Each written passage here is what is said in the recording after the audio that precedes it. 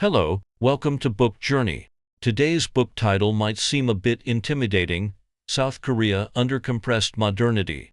It starts with a big term. So, what is compressed modernity? In short, it refers to the process of compressing the industrialization, urbanization, and other modernization processes that took other societies centuries to achieve into just a few decades. The complex social phenomena that arise from this process are collectively referred to as compressed modernity. Simply put, it means that in society, tradition and modernity, foreign and local elements, coexist and collide with each other. The person who coined this term is none other than the author of this book, the renowned Korean sociologist, Professor Kyung-Sup Chung. Professor Chung teaches in the Department of Sociology at Seoul National University in South Korea. He has also served as an advisor to the South Korean Ministry of Health and Welfare, and held positions such as the president of the Korean Association for the Study of Contemporary China and the director of the Institute of Chinese Studies at Seoul National University. In 1999, Professor Chung creatively introduced the term compressed modernity to describe Korean society. Once proposed, this concept quickly spread and even reached the academic circles in Europe and America. South Korea Under Compressed Modernity, as Professor Chung's representative work, presents a more complete theory of compressed modernity. In this book, Professor Chung identifies a core variable from the chaotic social phenomena, which captures the various manifestations of Korean society under compressed modernity, the family. He discovered that there is an underlying thread in Korea called familial modernity, which is why the subtitle of this book is Familial Political Economy in Transition. By focusing on the two key concepts of familial modernity and compressed modernity, you can basically understand many of the phenomena currently appearing in Korean society. Although these two terms may sound a bit serious, don't worry. We can clarify them by looking at a representative phenomenon, the well-known Korean chaebols. We have all heard that Korean chaebols wield immense power, and many former South Korean presidents have run into trouble after leaving office, often with some connection, overt or covert, to the chaebols. The chaebols not only have high revenues, but also have a wide reach, often involving various sectors of the national economy. For example, Samsung has more than 80 subsidiaries, covering a wide range of fields, including electronics, finance, heavy industry, chemicals, machinery, and even less prominent areas such as power generation and defense. This has led to a joke that Koreans cannot escape three things in their lives: death, taxes, and Samsung. Of course, Samsung is not alone. Other Korean chaebols are similar. The chaebol businesses have essentially covered every aspect of Korean life. However, why do chaebols exist in Korea? How have they become so powerful? Through the special phenomenon of chaebols, this book dissects the underlying logic and deep structure of modern Korean history, unraveling the impact of compressed modernity and familial modernity on Korean society. So, let's first look at how Korean chaebols were born and what historical background lies behind them. Then, following the two key concepts embodied by the chaebols, we will explore what compressed modernity and familial modernity in Korea really mean and how they are otherwise manifested. Finally, we should also understand the drawbacks of this model, the problems that have emerged, and whether there are any solutions. Why are Korean chaebols so big? Alright, to start with, I need to explain what Korean chaebols are and how big they are. A chaebol refers to a large family-controlled business conglomerate in South Korea. Most of them have been powerful since the 1930s. According to statistical data, over the years, the revenues of the top 10 chaebols in South Korea account for 70% of the country's GDP. The most famous and largest two are Samsung and Hyundai. Samsung, as the biggest of the big chaebols, has the highest proportion.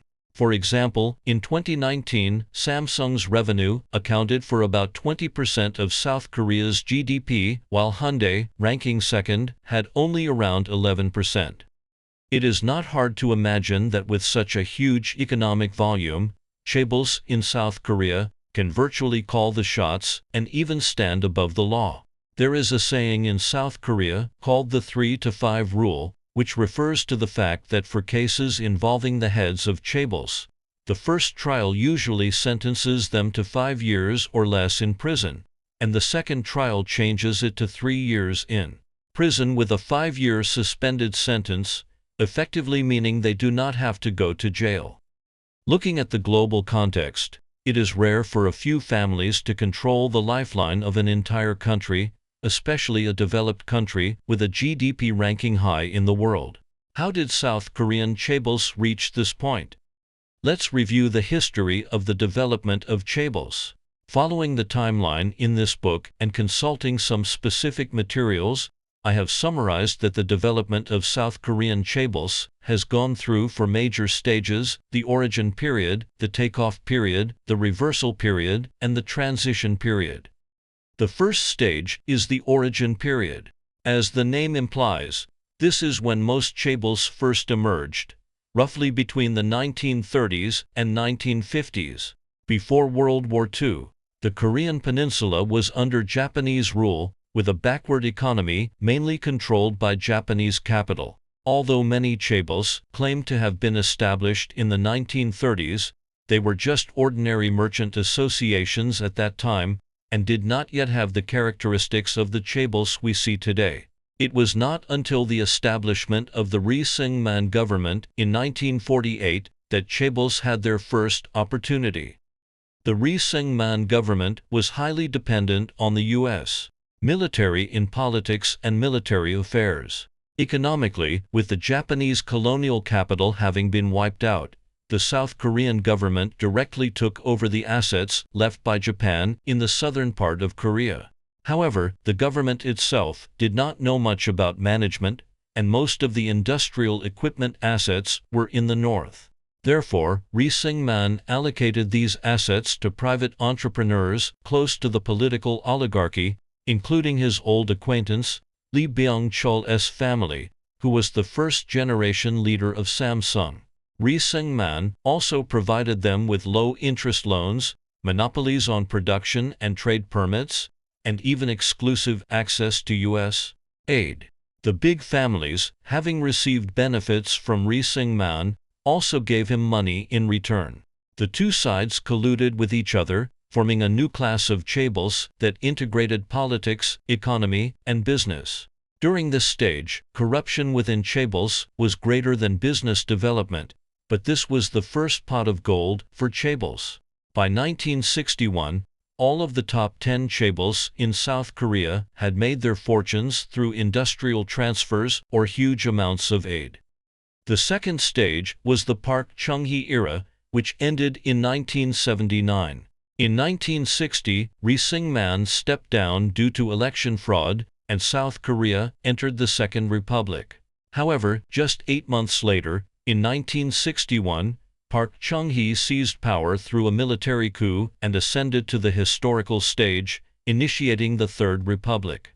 During the Park Chung-hee era, the South Korean economy witnessed the miracle on the Han River, and the contribution of chaebols was not negligible. Park Chung-hee consciously supported and manipulated chaebols, steering South Korea towards rapid modernization.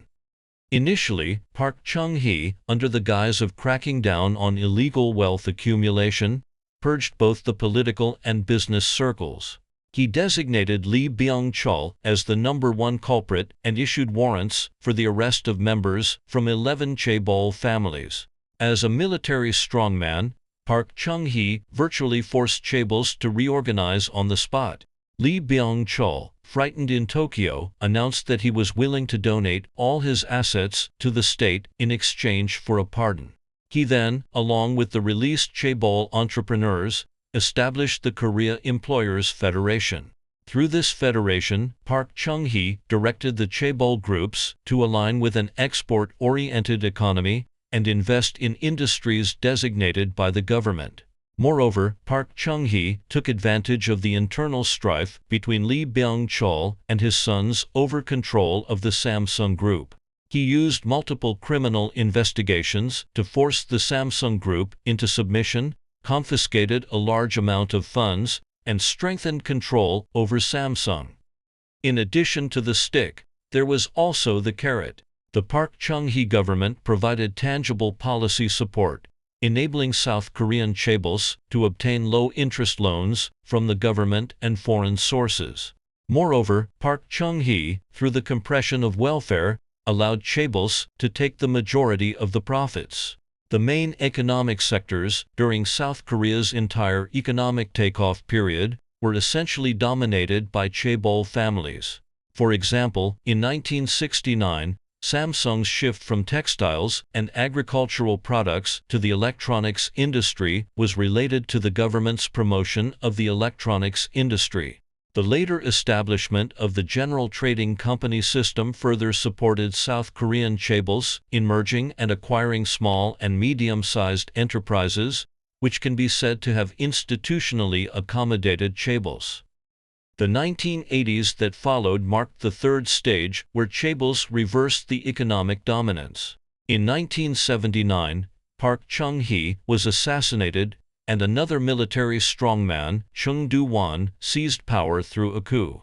Chung Do-won also wanted to use chaebols as a tool to rapidly develop the economy, sacrificing small and medium-sized enterprises and workers. He provided preferential policies to chaebols in various economic structural adjustments. Although there were cases where Chung Do-won, seemingly displeased with chaebols, forced their dissolution, it appeared that he had a tight grip on them. However, overall, Chung Do-won adopted relatively radical policies of privatization and financial liberalization, selling off many state-owned industries in South Korea, which objectively strengthened the power of chaebols. At that time, most chaebols relied on low-interest loans from the United States and the South Korean government to expand wildly, with debt ratios reaching as high as 400%, which also fueled inflation. But Chung Do-won, fearing that the bankruptcy of chaebols would lead to a larger-scale economic collapse, maintained a laissez-faire attitude. Ultimately, the South Korean government effectively ceded control over the economy to chaebols, marking the stage where chaebols became the dominant force. With the fall of Chung Do-won in 1987, South Korea entered a new era, and chaebols also entered a period of continuous adjustment, which is the fourth stage that has lasted until now. In fact, of the top 10 chaebols in 1961, only Samsung can still be considered a major chaebol today. Some once mighty chaebols even went bankrupt during the 1997 financial storm. For example, Daewoo Group, the second largest chaebol at the time, went bankrupt in 1999. However, during this period, South Korea's GDP had already approached the top 10 in the world, joining the ranks of developed countries. Professor Chung analyzed in this book that the rise and fall of individual chaebols does not affect the overall power of chaebols as a group. These family business conglomerates still maintain a strong dominance in the economy and can use the reason of making a huge contribution to the national economy to get the administrative and judicial authorities to turn a blind eye to their endless illegal activities. Based on this history, Professor Chung summarized 3 business logics of chaebols. First, regardless of losses, they must expand their business scale. The South Koreans call this fleet-style management. This is not blindly expanding, but because South Korean chaebols have long relied on the protection and cooperation of the South Korean government to achieve wealth transfer. In order to gain more privileges in more fields, they need to expand their business scale and bind more deeply with the strategic policies of the South Korean government to obtain more preferential treatments, which is what economics calls rent-seeking. Second, Professor Chung believes that the first goal of investment by South Korean chaebol companies is to strengthen the control of the person in charge over the company, rather than simply for the operation of the company. Therefore, there is a complex web-like structure of mutual investment among the numerous subsidiaries under South Korean chaebols. The actual controller does not rely on the equity ratio on the surface to control the group, but uses a small amount of capital to gain as much control as possible. In South Korean chaebol groups, the board of directors and the board of supervisors are not the most important institutions. Major decisions are actually made in the personal office of the group chairman, that is, the head of the family. For example, Samsung's Secretariat, although later renamed the Corporate Restructuring Department, Strategic Planning Office, Future Strategy Office, and so on, are all ghost institutions directly under the chairman. It is an opaque room that often makes decisions that go against the interests of other shareholders. For example, in the bribery case that led to the arrest of Samsung's chairman, Lee Jae-yong, in addition to Lee Jae-yong, the main suspects in the Samsung Group were the key members of the Future Strategy Office. Third, Professor Chung believes that on the premise of strengthening family control, the management of South Korean chaebol groups aims to maximize the privileges of family members. These privileges, in plain terms, are to allow the person in charge to obtain greater gray benefits from the company's operations. There are mainly four ways. First, embezzling company funds for personal use. Second, inflating the equity of chaebol family members through bond issuance or sale of company shares. Third, engaging in improper transactions and transfers with chaebol family members. Fourth, supporting other affiliated companies of the chaebol family through improper debt underwriting or investment. Taking the Samsung bribery case as an example, according to the charges of South Korean prosecutors, when Lee Jae-yong manipulated the merger of two subsidiaries behind the scenes, he used bribes to gain the support of the South Korean government. One of these two companies was Samsung C&T. In the complex shareholding network of the Samsung Group, this subsidiary is the core. It can be said that whoever controls Samsung C&T controls most of the Samsung Group. The other company is Samsung Chael Industries, whose largest shareholder is Lee Jae-yong. During the merger process, he used his status as a family heir to undervalue Samsung C&T, making it easier for him to have a larger share in the merged entity and consolidate his inheritance rights. Hyundai and SK, the second and third largest chaebols, were also found guilty of secretly transferring funds during the internal transactions of cross-generational inheritance. The head of Hyundai Group was even convicted, but he escaped punishment thanks to the 3-to-5 rule and a presidential pardon. In addition, Professor Chung analyzed that in order to maintain their status, chaebols have two strategies to win over other South Korean elites. First, they hire South Korean judges and officials at high salaries to work in the group. This not only tempts those in office to give chaebols a break, but also allows them to lobby the South Korean government to continue cooperating with chaebols in the future. Second, they use marriage alliances to incorporate related interest groups into the chaebol families. According to a study of chaebol marriage networks, it is common for chaebol sons to marry the daughters of politicians, with a proportion as high as 24%. This allows the sons, who are potential heirs, to accumulate political connections, while chaebol daughters are more likely to marry the sons of other business elites, forming a community that shares interests. Professor Chung concludes in this book that South Korea's modernization was achieved in a short period of time and highly dependent on the injection of foreign capital from the United States and other countries, spanning a huge spatial distance, which is called compressed modernity. Chaebols are the tools of compressed modernity. Chaebol families are collaborators in the military government's economic development. They rapidly expanded their business scale and took control of the lifeline of the national economy, forming a peculiar form of family capitalism in South Korea. While enterprises expanded rapidly, they also opened the back door for family members to enrich themselves. Although chaebols did help South Korea achieve leapfrog development, they took the largest share of the cake from the economic miracle and still enjoy privileges today, being able to escape South Korean judicial sanctions. Under this economic system, although South Korea's economy developed rapidly, the wealth of chaebols expanded even faster. What is the relationship between the internal competition in South Korean education and compressed modernity? Why are compressed modernity and familial modernity the keys to understanding South Korean society? Against the background of the history of the rise of chaebols just mentioned, we can continue to talk about the two key concepts of South Korean society, compressed modernity and familial modernity.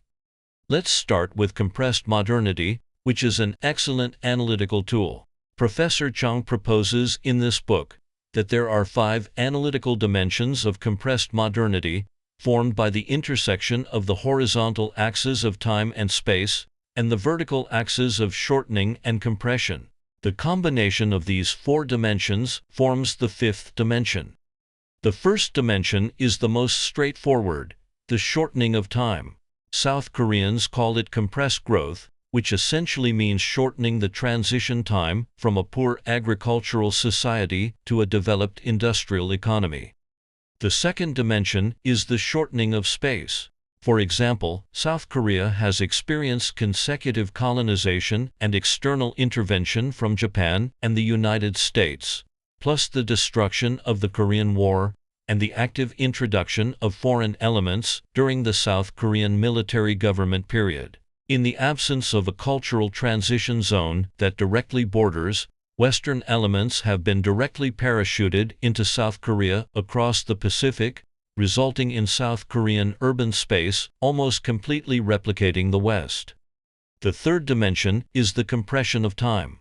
This is not just about duration, but because of the shortened time, elements from traditional, modern, and postmodern eras are all mixed together and have undergone fierce competition and reorganization. For example, traditional families still maintain a central position in the process of capitalism and industrial development, and chaebols are one of the products.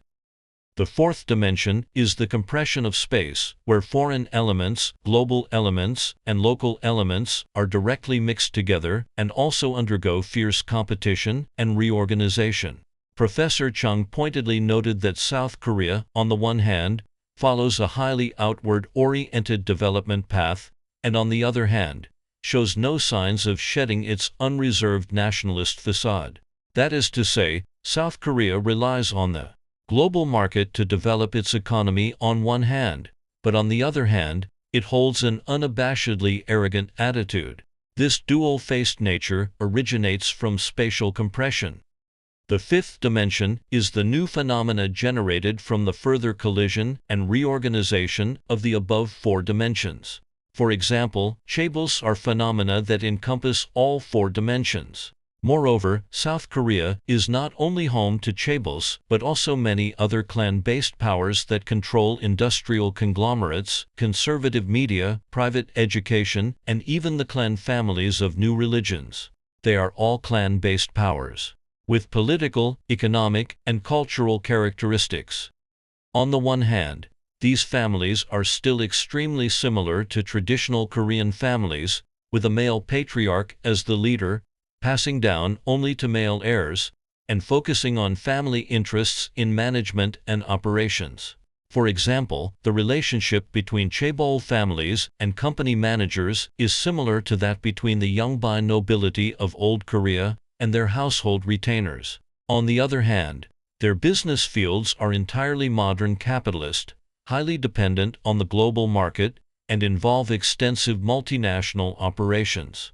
Fundamentally, the South Korean government, in its haste to develop the national economy and social infrastructure, strategically concentrated the limited available material resources into the hands of specific beneficiaries, giving rise to a large-scale rent-seeking economy that nurtured chaebols. The same logic can be applied to the migration from industry to other fields, resulting in various aspects of South Korean society where, under the cover or even support of the South Korean government, family monopolies were formed in the pursuit of rapid goal achievement. Professor Chung argues that compressed modernity encompasses both the process of change and the result of change, with various elements all mixed together. He advocates that since it is difficult to systematically clarify the intermingling of elements, induction should be used more often. One should first look at case facts and then generalize and summarize, rather than directly applying someone else's theory to reality. This book has summarized various phenomena in South Korean society and identified the family as the key. Traditional modernity theory, based on Western society, holds that modernization will lead to the rise of individualism, the weakening of the family's role, and eventually its dissolution. However, the author argues that South Korea has achieved modernization through the family, which can be called familial modernity. He concludes that there are 7 characteristics of modern South Korean society that are related to the family, such as the improvement of education levels, the concentration of labor in the urbanization process, and changes in gender division of labor. This is because, on the one hand, the South Korean government promotes economic development, but on the other hand, it compresses public expenditure and social welfare. As a result, the family, which is the most mobilizable and resource-rich unit in traditional Korean society, has become the largest bearer of social public expenditure. Here, I will introduce the most typical field, education. South Korea also has an extremely competitive college entrance examination, especially the top 3 schools, including Seoul National University, where the author of this book works, as well as Korea University and Yonsei University, collectively known as SKY. The admission rate is only about 2%. South Korea's enthusiasm for education is very rare worldwide. For example, the proportion of higher education qualifications among South Korean youth, aged 25 to 34, is as high as 69.3%, higher than other developed countries, and can be called the world's most educated labor force. More particularly, if you look closely at South Korea's total public education expenditure, you will find that more than 40% of it is not from government budgets, but from private spending, especially the private payment ratio for high school education is as high as 76%, while the average in other OECD countries is only about 20%. This does not even include the widespread private tutoring expenses in South Korea. Among the top 10 universities in South Korea, only Seoul National University is a public school, and the rest are all private. Considering that South Korea also has world-leading knowledge-intensive and technology-intensive industries, we can even say that South Korea's world-leading technology industry is the result of South Korean families' heavy investment in education and competition. In other words, the industrial iteration of South Korea from an agricultural country to a technological powerhouse in just a few decades is supported by the huge educational investment of South Korean families. Why do South Korean families like to compete in education so much? It seems to be the influence of South Korean Confucian culture and the imperial examination system, but it is not that simple. The author proposes 3 factors, all of which reflect South Korea's compressed modernity. First, related to spatial compression, Professor Chung believes that the United States has transplanted Western systems, customs, and values wholesale into South Korea. Only through formal education can modernization knowledge be accessed. After 1948, the United States consciously selected South Koreans who studied in the United States to enter the South Korean government, forming a system culture that looks up to the United States. In order to quickly cultivate elites in the fields of bureaucracy, industry, and culture within the foreign system, South Koreans also had to follow American standards in education. On the one hand, this transplantation accelerated South Korea's modernization, but on the other hand, it caused the distorted development of South Korean education. In Professor Chang's words, only through formal education can Koreans intellectually access the goals, premises, and concepts imposed on their lives by the American empire. On the other hand, Koreans' desire for national independence has not been incorporated into the formal education curriculum, but has been deliberately suppressed. Second, related to the shortening of time, the transplanted formal education has become the main channel for social development and class mobility. Alumni from a few top schools play a huge role in the rapid modernization process, forming a de facto monopoly. During the military government era in South Korea, a privileged group called the Army Law Party was formed. The Army represents the military academy, and the law represents the College of Law at Seoul National University. Graduates from these two institutions joined together to form a virtual party that dominated South Korean politics at that time. Moreover, much of the content of the South Korean civil service examination is based on textbooks from top universities, which institutionalizes the privileged status of specific schools. The aforementioned Sky 3 universities are the alma maters of most chaebol family members and business elites. They can better manage family businesses in South Korea through alumni social networks. Graduates from top South Korean institutions are often dubbed academic aristocrats because this degree is the threshold for enjoying privileges. Although it cannot be said that clan-based powers monopolize top colleges, without entering these schools, it is basically impossible to move up further. Many professions in South Korea are monopolized by a few universities for recruitment, becoming a privileged class, such as lawyers, doctors, etc. In order to maintain their privileges, they have long resisted expansion reforms, which also keeps the prices of these services high. Third, related to the compression of time, South Koreans are also deeply influenced by Confucian culture and are keen on obtaining cultural capital through education to improve their status. Professor Chung analyzed that traditional Korean society did not value women's education, and there was even a strange phenomenon in Korean society where women with higher education found it harder to find jobs than those with lower education.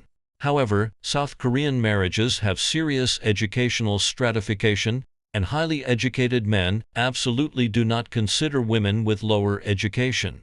Therefore, even if women may not necessarily get economic and political participation returns from their education, South Korean families do not hesitate to invest in their daughters' education in order to find a good husband for their daughters.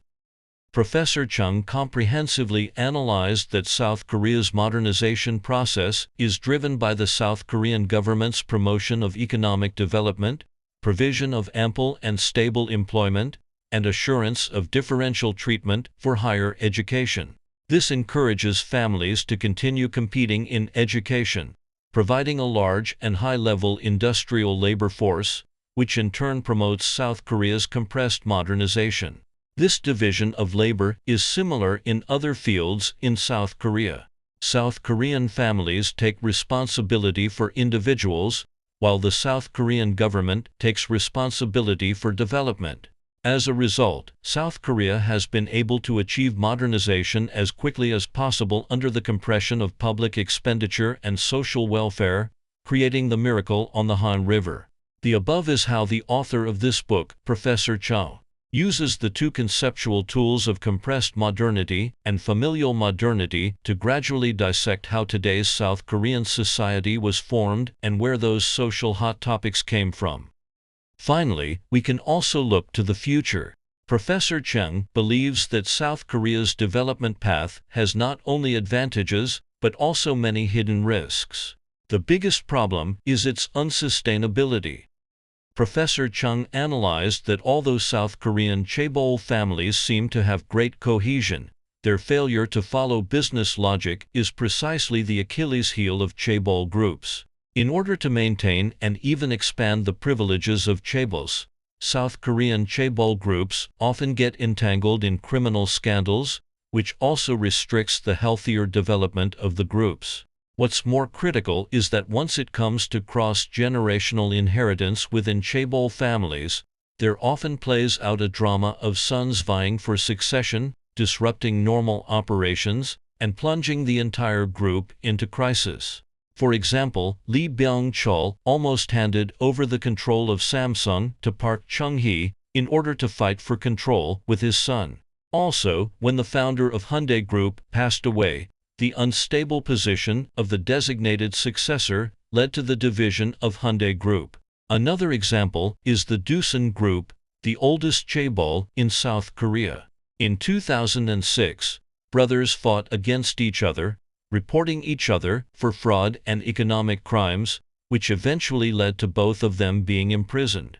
South Korean society generally questions whether chaebols can still help South Korea achieve stable economic growth under current social conditions. Moreover, in recent years, the pressure in South Korean society for chaebols to strengthen shareholder supervision and professional management has been increasing. Samsung has also taken the lead in stating that it will not pass on to the fourth generation in the future. In addition, Professor Chung also believes that because South Korea has been too eager to develop rapidly, it has overemphasized competition without providing a safety net. South Korean families have taken on a huge welfare burden, which Professor Chung calls functional overload. Families are gradually overwhelmed, not only failing to achieve social mobility, but also causing social stratification to become rigid. For example, regarding South Korea's education, Professor Chung believes that it is overly reliant on family funding. As a result, poor South Korean families cannot narrow the gap with wealthy families through education. Instead, due to insufficient educational investment, they continue to widen the gap with wealthy families. As the pressure of education keeps increasing, South Korean education is becoming more and more competitive, even giving rise to the saying, 4 hours of sleep means admission, 5 hours means failure. Although the South Korean government keeps reforming the college entrance examination, it has not taken on a greater public education responsibility. The attempted expansion of university enrollment has also been resisted by the privileged class and cannot solve the fundamental problem. Professor Chung criticized that the South Korean government has always encouraged, and sometimes even forced, private families to take on all the heavy tasks of raising, protecting, educating, disciplining, supporting, and caring for children. It is precisely because families have taken on too much that young South Koreans are beginning to fear family responsibilities and avoid them, leading to a plummeting birth rate in South Korea, while divorce rates, suicide rates, and abandonment rates remain high. In particular, South Korean women are still regarded as the main, if not the only, bearers of domestic labor. According to surveys, married women spend an average of 11 hours and 3 minutes on domestic labor each working day, while their husbands spend only 45 minutes. Even working mothers spend 7 hours and 14 minutes on household chores each working day. The heavy domestic burden is truly a second shift for South Korean career women, which is why South Korean women are even more reluctant to get married. To some extent, the plummeting birth rate in South Korea is a family strike by South Koreans, a silent protest against the overload of family functions. According to the current trend, there will be more single-person families in South Korea in the future. In summary, South Korea's compressed modernity has a distinct external influence, skipping the natural stages of capitalist development and lacking large-scale social reforms to eliminate deep-seated problems, and directly entering a developed industrial society. The author believes that, objectively speaking, this is undoubtedly a huge success. However, looking at South Korean society today, the crises it is facing are precisely because of the advantages of the past. This is also the value of the compressed modernity and familial modernity theories in this book, which allow us to see the fundamental problems more clearly amidst the complexity.